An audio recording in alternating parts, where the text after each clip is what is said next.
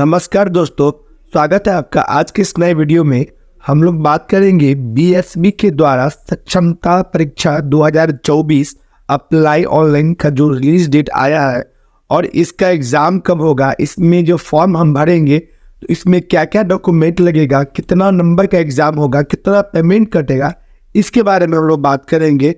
तो आइए आप लोग को मैं उसका फुल नोटिफिकेशन दिखाता हूँ कि कैसे इस फॉर्म का एग्ज़ाम होगा, क्या क्या पूछा जाएगा और किस प्रकार से आपका एग्ज़ाम होगा। तो सबसे पहले हम लोग इसका नोटिफिकेशन पे चले आते हैं। बिहार विद्यालय परीक्षा समिति पटना, ये जो एग्ज़ाम होगा दोस्तों, ये एग्ज़ाम बीएसईबी के द्वारा लिया जाएगा, जो कि आपको इसका जो नोटिफिकेशन दिया गया है कि ये एग्ज़ाम कब से कब होगा इसके बारे में। तो सबसे पहले हम लोग आपको ये बता देते हैं कि इसका जो एग्ज़ाम का डेट है और इसका एग्ज़ाम कैसे होगा उसके बारे में। तो यहाँ पे दिया गया दोस्तों, ये जो बिहार विद्यालय विशिष्ट शिक्षक नियम 2023 के नियम 4 के आलोक के राज्य में कार्यरत स्थानीय निकाय शिक्षक की सक्षमता परीक्षा ली जानी है। इस नियमावली के तहत स्थानीय निकाय द्वारा नियुक्त शिक्षकों को सक्षमता परीक्षा उत्तीर्ण करना आवश्यक है तथा सक्षमता परीक्षा उत्तीर्ण होने एवं ऐसी सक्षमता परीक्षा के उपरांत आवंटित विद्यालय में योगदान के पश्चात विशिष्ट शिक्षक कहलाएंगे। सक्षमता परीक्षा उत्तीर्ण उपरांत आवंटित शिक्षक जो भी होंगे आवंटित विद्यालय में योगदान करने की तिथि से इनका जिला स्तरीय एकल स्वर होगा। तो सबसे पहले यहाँ पे जो इसका नोटिफिकेशन है वो मैं आप लोगों को दिखा रहा था। अब यहाँ इसके बारे में पहले समझ लेते हैं। ये जो एग्ज़ाम का डेट होगा वो कब से होगा और इसका एग्ज़ाम का जो फॉर्म भराएगा इसके बारे में। तो सबसे पहले यहाँ पे आप एक चीज़ देख लीजिए, ये एप्लीकेशन फॉर्म जो है उसका स्टार्ट डेट 1/2/2024 से होगा और इसका जो लास्ट डेट है वो आपको 15 तारीख दूसरा महीना 2024 तक होगा, ठीक है। और इसमें जो आपको पेमेंट कटेगा वो आपको 1100 मतलब 1100 रुपये इसका पेमेंट कटेगा आपको। अब इसके बारे में थोड़ा सा समझ लेते हैं कि इसका जो एग्ज़ाम होगा क्या पैटर्न होगा, क्या एग्ज़ाम का शेड्यूल होगा, टाइमिंग क्या होगा, इसके बारे में। तो यहाँ पे दिया गया दोस्तों, पहला जो यहाँ पे आपको ऑप्शन दिख रहा होगा, इस टाइप से मैं थोड़ा सा नोटिफिकेशन आपको दिखा रहा हूँ। यहाँ पे दिया गया है कि संरचना का सक्षमता परीक्षा के प्रश्न बहुविकल्पीय होंगे। प्रत्येक प्रश्न का एक अंक का होगा और निगेटिव मार्क नहीं होंगे। मतलब अगर आपको कुछ गलती भी हो जाएगा तो उसमें कोई निगेटिव मार्क आपका नहीं होगा। उसके बाद परीक्षा के विषय राज्य के प्राथमिक, मध्य माध्यमिक, उच्च माध्यमिक कक्षाओं के लिए निर्धारित पाठ्यक्रम के अनुसार पढ़ाए जाने वाले सभी विषय, इसका विवरण निम्नवत है। तो यहाँ पे सबसे पहले हम लोग यहाँ थोड़ा सा नोटिफिकेशन देख लेते हैं जो यहाँ पे दिया गया है कि प्राथमिक विद्यालय के कक्षा 1 से 5 शिक्षकों के लिए विषय एवं विषय कोड यहाँ पे दिया गया है कि भाषा एवं सामान्य विषय किसके लिए 1 से 5 के लिए विषय कोड है 301। प्राथमिक विद्यालय के शिक्षक अभ्यर्थियों को भाषा के अंतर्गत अंग्रेजी भाषा एवं हिंदी अथवा उर्दू अथवा बांग्ला में से किसी एक भाषा की परीक्षा देनी होगी, ठीक है। और मध्य विद्यालय के कक्षा 6 से 8 शिक्षकों के लिए विषय एवं विषय कोड जिसमें है आपको हिंदी जिसमें 401 नंबर मतलब इसका विषय कोड होता है, अंग्रेजी का 402, संस्कृत 403, उर्दू 404, गणित एवं विज्ञान 405, सामाजिक विज्ञान 406 और शारीरिक शिक्षा 407, ठीक है। और यहाँ ने गाँव में दिया हुआ है 9 एवं 10 शिक्षकों के लिए विषय एवं कोड। यहाँ पे दिया 19 को जो भी अभ्यर्थी होंगे, जो भी कैंडिडेट होंगे शिक्षकों के लिए, वो दिया गया कि शिक्षकों के विषय हिंदी, उर्दू, बांग्ला, मैथिली, संस्कृत, अरबी, उसके बाद आपको फारसी, भोजपुरी, गणित, विज्ञान, सामान्य विज्ञान एवं योग एवं शारीरिक शिक्षा, संगीत विषय, ललित कला, नृत्य विषय, पुस्तकालय विज्ञान, ठीक है। ये 19 का जो है विषय कोड हो गया, विषय हो गया जो ये रहेगा, ठीक है। उसके बाद यहाँ पे 11-12 की, तो इसमें तो जो सब्जेक्ट जिनका है उसके अनुसार यहाँ भी है हिंदी, उर्दू, अंग्रेजी, संस्कृत, बांग्ला, मैथिली, मगही, अरबी, फारसी, भोजपुरी, पाली, प्रकृत उसके बाद गणित, भौतिकी विज्ञान, रसायन शास्त्र, जंतु विज्ञान, वनस्पति विज्ञान, भूगोल, राजनीति शास्त्र, समाजशास्त्र, अर्थशास्त्र, दर्शन शास्त्र, मनोविज्ञान, गृह विज्ञान, इतिहास, कंप्यूटर साइंस, संगीत, वाणिज्य, बिजनेस स्टडीज, अकाउंटेंसी और इंटरप्रेन्योरशिप। ठीक है, तो ये इस टाइप से है। थोड़ा सा प्रोनाउंसिएशन थोड़ा सा हो जाता है हिंदी में बोलने में। तो इसी प्रकार से फिर यहाँ पे दिया गया कि बिहार लोक सेवा आयोग द्वारा आयोजित TRE-1 TRE-2 के लिए निर्धारित किया पाठ्यक्रम प्रश्न पत्र पैटर्न सक्षमता परीक्षा में 150 वस्तुनिष्ठ प्रश्न होंगे एवं इन विषय प्रश्नों का विवरण तथा संख्या इत्यादि निम्नवत है। अब ध्यान दीजिए दोस्तों, कक्षा 1 से 5 के अध्यापकों के लिए 150 नंबर का उनका क्वेश्चन होगा, जिसमें भाग 1 में 30 प्रश्न होगा जो इनका भाषा से होगा। 1 से 5 को मैं बात कर रहा हूँ आपको। भाग 2 में सामान्य अध्ययन, भाग 3 में सामान्य विषय। ठीक है, ये किसके लिए? 1 to 5 के लिए, जिसमें आपको 30 नंबर का आपको भाषा, सामान्य में आपको 40 और सामान्य विषय में प्रश्न में 80। ठीक है, कक्षा 6 से 8 के लिए है आपको 150 नंबर का क्वेश्चन, भाषा में 30, सामान्य अध्ययन में 40 और संबंधित विषय में 80। ठीक है, 9-10 में भी वही रहेगा 150 में। कक्षा भाग 1 में आपको 30 नंबर का क्वेश्चन रहेगा भाषा में। उसके अध्यापकों के लिए भाग 2 में आपको सामान्य अध्ययन और भाग 3 में संबंधित विषय। ठीक है, कक्षा 11 और 12 में 11-12 अध्यापक के लिए है भाषा, सामान्य अध्ययन, संबंधित विषय, और जो यहाँ पे क्वेश्चन दिया वही 30, 40, 80। ये इस तरीके से कि 150 नंबर का जो आपका एग्जाम होगा, ये इस प्रकार से आपका एग्जाम होगा, ये पैटर्न रहेगा, इतना आपको इस चीज से पूछा जाएगा। ठीक है, अब यहाँ पे हम लोग एक चीज और देखते हैं। यहाँ पे है अहर्ता स्थानीय निकाय द्वारा राज्य के प्राथमिक, मध्य माध्यमिक, उच्च माध्यमिक विद्यालयों में नियुक्त एवं कार्यरत शिक्षक, शारीरिक शिक्षक सहित पुस्तकालयाध्यक्ष जो लाइब्रेरियन रहते हैं उनके लिए, तो वो इन सब के लिए एग्जाम होगा, ये इस सब के लिए। ठीक, परीक्षा शुल्क जो कि मैंने पहले आपको बता दिया, सभी कोटि अभ्यर्थी परीक्षा शुल्क रहेगा 1100 रुपया। और 8वां आपको यहाँ पे क्वेश्चन जो इसका दिया गया है वो है परीक्षा प्रक्रिया एवं अवधि। सक्षमता परीक्षा कंप्यूटर बेस्ड टेस्ट के माध्यम आयोजित की जाएगी एवं इसकी अवधि 2 घंटा 30 मिनट होगा। मतलब जो एग्जाम होगा, जो भी कैंडिडेट इसमें एग्जाम देंगे, जो भी शिक्षक एग्जाम देंगे, उनका एग्जाम CBT के माध्यम से होगा, जिसका मतलब होता है कंप्यूटर बेस्ड टेस्ट। ठीक है, और टाइमिंग आपको रहेगा 2 घंटा 30 मिनट। अब यहाँ पे उत्तीर्ण सामान्य विषय सामान्य प्रशासन विभाग के संकल्प संख्या 2374 दिनांक 16/7/2007 के अनुरूप सक्षमता परीक्षा का न्यूनतम उत्तीर्ण न्यूनतम मार्क निम्नवत होगा। कितना होगा तो समझ लीजिए थोड़ा सा। जनरल जो कैंडिडेट हो गए, जनरल के लिए 40% अंक मतलब उत्तीर्ण होने के लिए चाहिए। जितना 150 का एग्जाम अगर आपको होता है तो आपका परसेंटेज कितना चाहिए? 40% आपको चाहिए। पिछड़ा वर्ग जो भी है उनके लिए क्या होगा? 36.5%, मतलब 36.5 कह सकते हैं उसको, 36.5% अंक से। अत्यंत पिछड़ा वर्ग EBC उनके लिए है 34%। ठीक है, अनुसूचित जाति अनुसूचित जनजाति जिसको SC ST कहते हैं, तो उनको क्या आएगा? 32%। ठीक है, अनुसूचित जनजाति को 32%। और दिव्यांग जो भी है, जो भी दिव्यांग रहेंगे, विकलांग रहेंगे, उनके लिए है 32%। ठीक, और महिला कैटेगरी जो है, महिला जो भी रहेगी उनके लिए 32% का इसमें रहेगा। अब यहाँ पे क्या दिया हुआ? प्रमाण पत्र सक्षमता परीक्षा 2024 उत्तीर्ण सभी अभ्यर्थियों को उत्तीर्ण प्रमाण पत्र निर्गत किया जाएगा। परीक्षा फॉर्म भरते समय शिक्षक अभ्यर्थी को विद्यालय आवंटन हेतु जिलों का विकल्प देना अनिवार्य होगा। यहाँ पे एक चीज ध्यान से समझिएगा दोस्तों, ये जो यहाँ पे दिया हुआ है इसके बारे में थोड़ा सा नोटिफिकेशन जो मैं आपको धीरे धीरे बता रहा हूँ उसको थोड़ा सा समझिएगा। जहाँ दिक्कत हो आप लोग कमेंट करिएगा, तो मैं उसका जवाब दूंगा आप लोग को। तो यहाँ पे भी ध्यान देते रहेंगे। यहाँ पे आवंटित जिलों का विकल्प देना अनिवार्य होगा।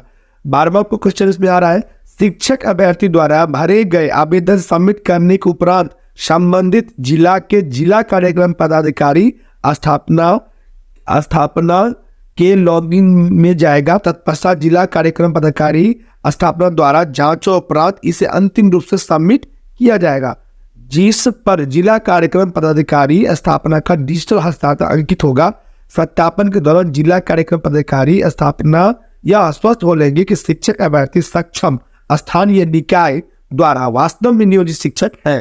ठीक है, 13वें क्वेश्चन में आपको आता है, इसमें परीक्षा फॉर्म भरते समय शिक्षक अभ्यर्थी द्वारा खास कर पिता, पति का नाम, जन्म तिथि एवं योगदान की तिथि इत्यादि सही भरा गया है या नहीं, मिलान करने के उपरांत ही सबमिट किया जाएगा। जी बात दोस्तों, जो भी फॉर्म आप भरेंगे तो वो जो यहाँ पे नोटिफिकेशन दिया गया कि आप अपने पिता का नाम, अपने पति का नाम, डेट ऑफ बर्थ या आपका जो भी योगदान का जो प्रक्रिया रहेगा, जो जैसे आपने किया था, जब से एग्जाम दिया था, जब से आपको ज्वाइनिंग हुआ, वो सब आप एकदम सही सही मिला के ही इसमें देंगे। परीक्षा देने के पश्चात मूल प्रवेश पत्र गुम होने की स्थिति में शिक्षक अभ्यर्थी को दोबारा सक्षमता परीक्षा देना होगा। ये भी बात ध्यान रखिए दोस्तों, एग्जाम जब हो जाएगा, आपका जो मूल प्रवेश पत्र गुम अगर हो जाता है किसी कारण, तो उनको दोबारा से एग्जाम देना होगा। तो दोस्तों ध्यान दीजिएगा, अगर ऐसा होगा, जो भी शिक्षक है उनसे नम्र निवेदन है कि वो अपना जो भी उनका पेपर होगा उसको बहुत अच्छा से रखेंगे ताकि उनको आगे दिक्कत नहीं हो। सक्षमता परीक्षा फरवरी 2024 के अंतिम सप्ताह में होने की संभावना है, जिसके लिए फरवरी के तृतीय सप्ताह में प्रवेश पत्र निर्गत किया जाएगा। यदि अप्रिय कारणवश इन तिथियों में परिवर्तन होता है तो इसकी सूचना समाचार पत्रों में विज्ञप्ति के माध्यम से दी जाएगी। ठीक है, अगर मान के चलिए एग्जाम का जो डेट दिया जा रहा है कि फरवरी में हो जाएगा, अगर किसी कारण से नहीं होता है तो उसका वो इनको पहले ही नोटिफिकेशन दे दिया जाएगा कि नहीं होगा या होगा अगर तो आगे बढ़ गया तो उसका डेट बताया जाएगा। उसके बाद यहाँ पे है, समिति द्वारा निर्गत प्रवेश पत्र के शिक्षक अभ्यर्थी द्वारा डाउनलोड किया जाएगा।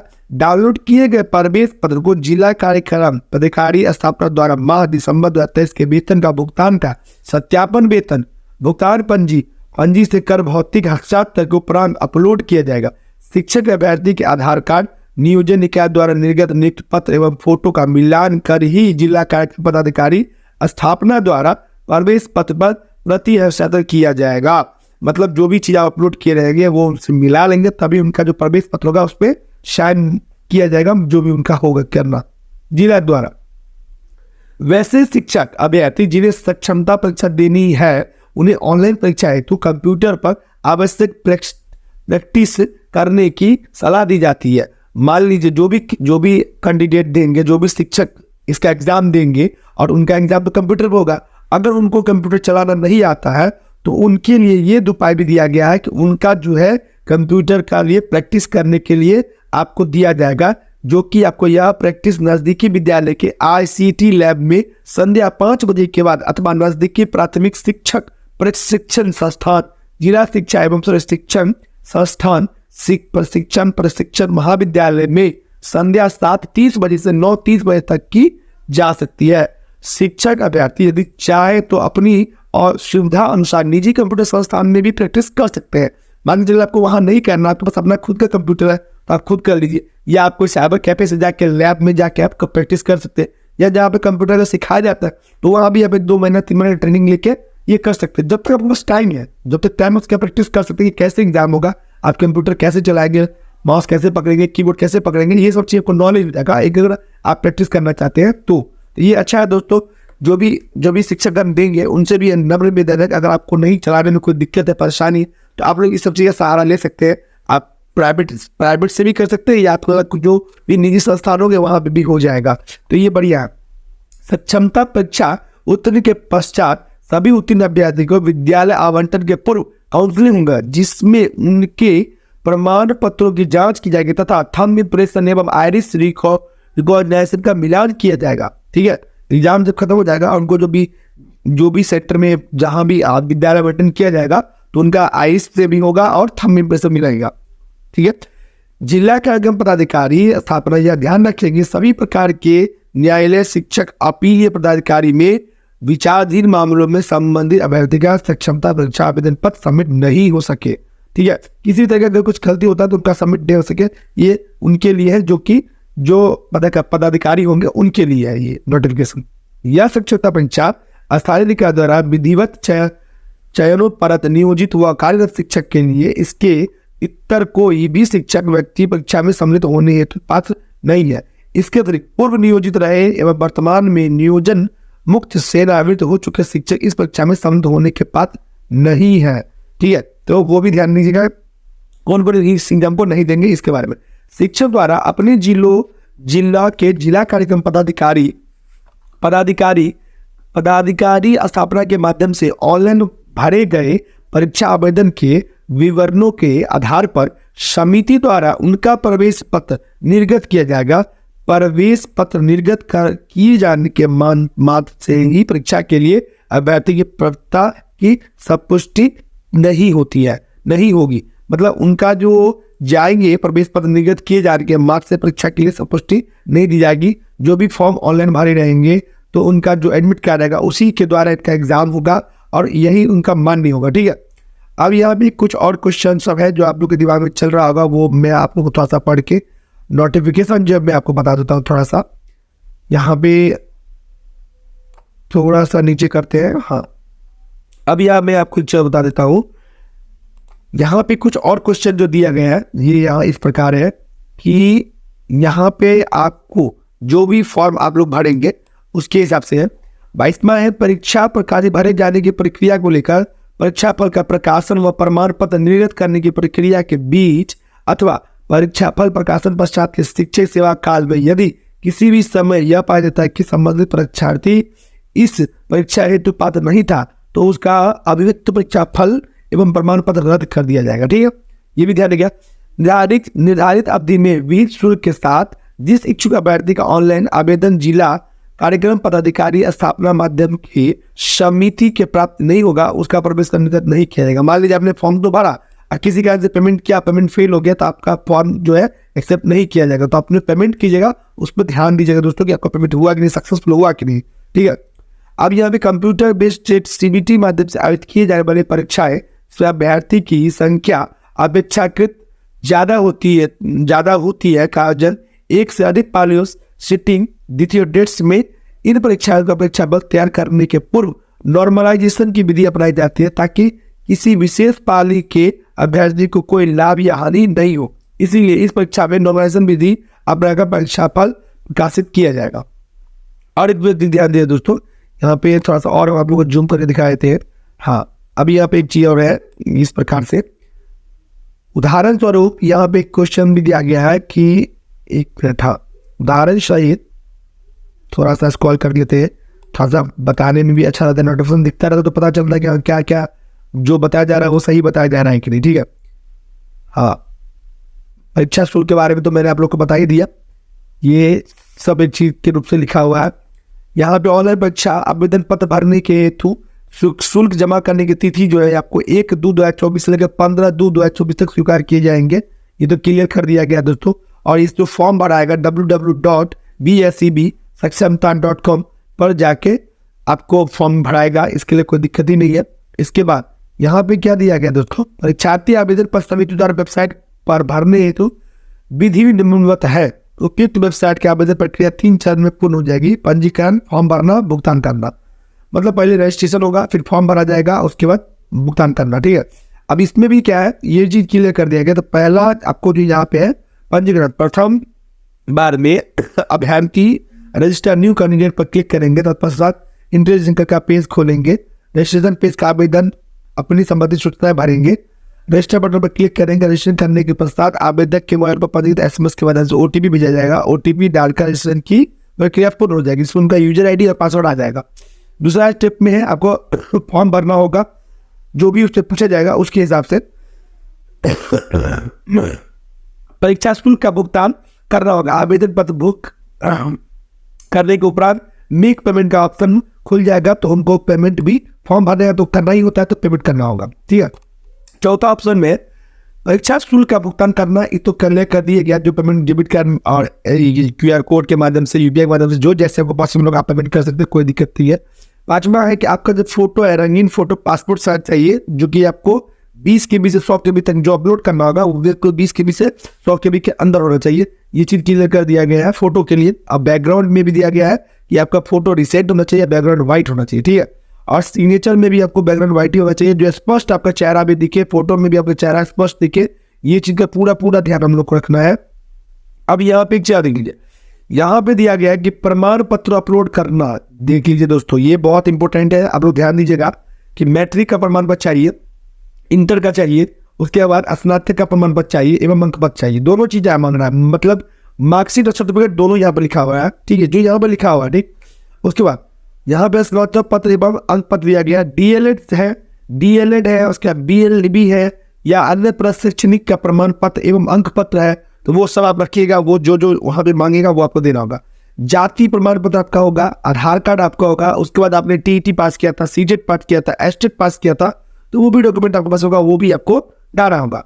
नियोजन के द्वारा नियुक्त पत्र पर दिव्यांग आवेदकों के लिए सक्षम प्राधिकार द्वारा निर्गत प्रमाण पत्र होना चाहिए। मतलब जो भी विकलांग होंगे तो उनके पास एक जो विकलांग का सर्टिफिकेट होगा वो एकदम जो सक्षम पदाधिकारी द्वारा वो उनको वहां पे जमा करना होगा, वहां अपलोड करना होगा।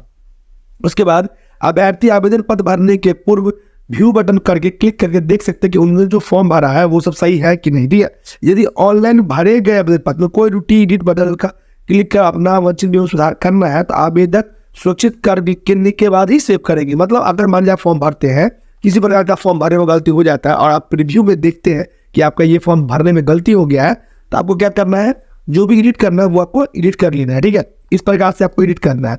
उसके बाद यहाँ पे दिया गया कि अभ्यर्थी अपने यूजर ID एवं पासवर्ड भविष्य के सुरक्षित रख लेंगे, गोपनीयता बना के रखेंगे, किसी को अदर आदमी से शेयर नहीं करेंगे जो आपको कोई फॉर्म में गलती ना हो जाए या गलती कर दे। इसके लिए ऑनलाइन के अलावा किसी भी अन्य माध्यम से आवेदन पत्र स्वीकार नहीं किया जाएगा। ये भी ध्यान दीजिएगा दोस्तों। आप सोचिए कि ऑफलाइन का ऑप्शन होगा, ऑफलाइन कर देंगे, ऐसा कुछ नहीं है, आपको ऑनलाइन ही करना होगा। यह आवश्यक है कि ऑनलाइन परीक्षा आवेदन पत्र स्वयं के द्वारा भरा जाए। किसी आवेदक का पूर्ण रूप से भरा हुआ अथवा एक से अधिक आवेदन प्राप्त होने पर आवेदन पत्र अस्वीकृत रद्द कर दिया जाएगा।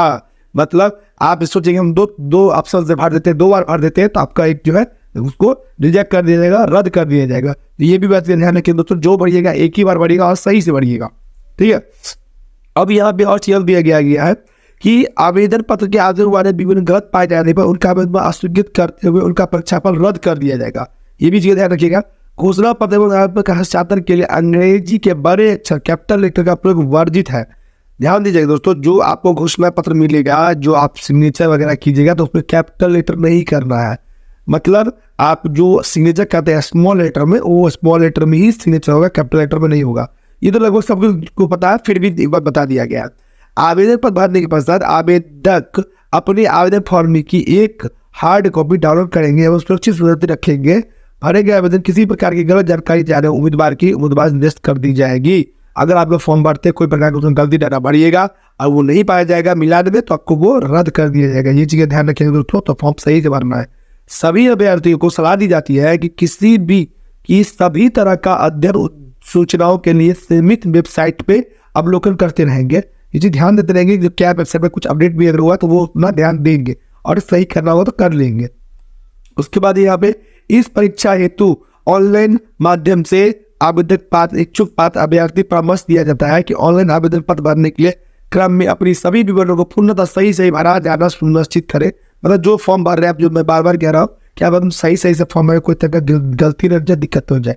अभ्यर्थी द्वारा ऑनलाइन माध्यम से भरे गए आवेदन पत्र में दिए गए विवरण युक्त प्रवेश पत्र ही निर्गत किया जाएगा। एक बार ऑनलाइन आवेदन जमा हो जाने के उपरांत किसी भी विवरण में किसी भी संशोधन का अनुरोध मान्य नहीं होगा। मतलब उसमें कुछ सुधार नहीं कर सकते, फिलहाल तो भी नहीं कर सकते। अगर कुछ करेक्शन आता तो वो भी ऑनलाइन तो आप लोग नोटिफिकेशन दे ही देंगे, सुधार आया है आप लोग कर सकते हैं अगर आता है तो। फिलहाल अभी नहीं दिया गया। ऑनलाइन आवेदन के क्रम में वंचित विवरणों को सही भरा जाएगा। किसी भी स्तर पर त्रुटिपूर्ण विवरण अंकित करने पर अभ्यर्थी स्वयं दोषी होंगे, उनका अभ्यर्थी किसी भी स्तर पर समाप्त किया जा सकता है। मान के चलो कुछ गलती बढ़ती है तो आपको कोई प्रकार का त्रुटि होगा तो आप उसके लिए सरकार द्वारा या फॉर्म के वेबसाइट द्वारा नहीं कह सकती मेरी ये गलती नहीं किया, वो आपका गलती होगा, वो आपको मानना होगा। उसके बाद यहाँ पे 40 को अंतिम रूप देते हुए आवेदन पत्र जमा करने के उपरांत इस सक्षमता परीक्षा के संबंध में किसी प्रकार के त्रुटि में सुधार हेतु दावा मान्य नहीं होगा, अतः आवेदन पत्र साधारण को भरेंगे। ये बार बार मैं कह रहा हूँ, आपको भी ध्यान देना है।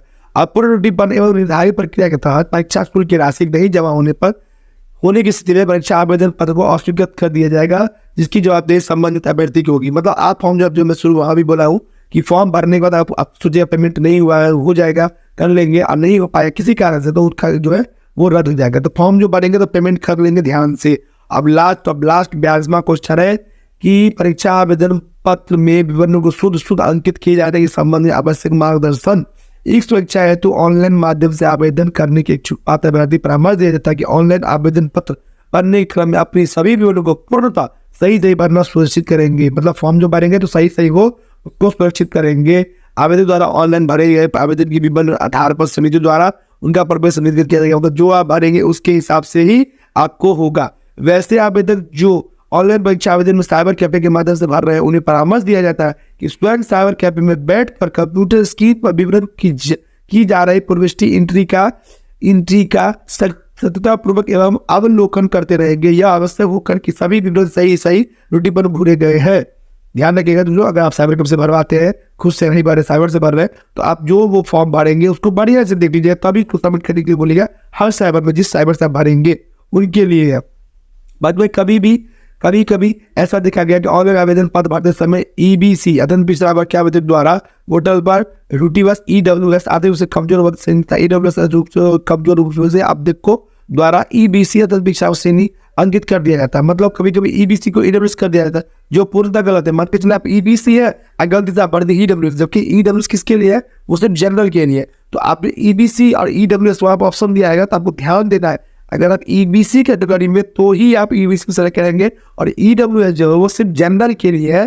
जो जनरल होंगे जिनको 10% आरक्षण मिलता है उनके लिए है, तो वो EWS देख के भरेंगे। ये बार बार ध्यान देखिए कि यहाँ पे नोटिफिकेशन भी दिया गया कि वो अपना ध्यान देकर भरेंगे कि उनका जो नोटिफिकेशन है वो गलती नहीं होना चाहिए, ठीक है। और यहाँ पे सभी तरह का प्रकार क्वेश्चन है। इस परीक्षार्थी से संबंधित परीक्षा जानकारी के लिए हेल्पलाइन नंबर पर भी आप कुछ अगर बात करना हो, कुछ पूछना होगा, तो आप कॉल पर करके इस पर पूछ सकते हैं। और विज्ञापन में किसी भी बिंदु पर विसंगत की स्थिति में शिक्षा विभाग का निर्णय आदेश मान्य होगा। मान के चलिए अगर कोई तरह का जो भी चीज इस पर दिया जाएगा वो सरकार द्वारा मान्य होगा। इसमें कोई प्रकार का रूटी कुछ भी चीज आप नहीं कर सकते। तो दोस्तों, जो भी कैंडिडेट है, जो भी शिक्षकगण है, उनको फॉर्म अगर भरना है तो वो लोग 1 फरवरी से इसका फॉर्म भर सकते हैं। और किसी भी प्रकार का उनको दिक्कत होगा इस नोटिफिकेशन समझने में, जिनको नहीं समझ में आएगा, तो आप लोग कमेंट के माध्यम से मुझे पूछ सकते हैं, मैं आपको पूरा हेल्प करूंगा। और दोस्तों, अगर वीडियो आप लोग को अच्छा लगा तो लाइक, सब्सक्राइब, कमेंट जरूर कीजिएगा। थैंक यू दोस्तों।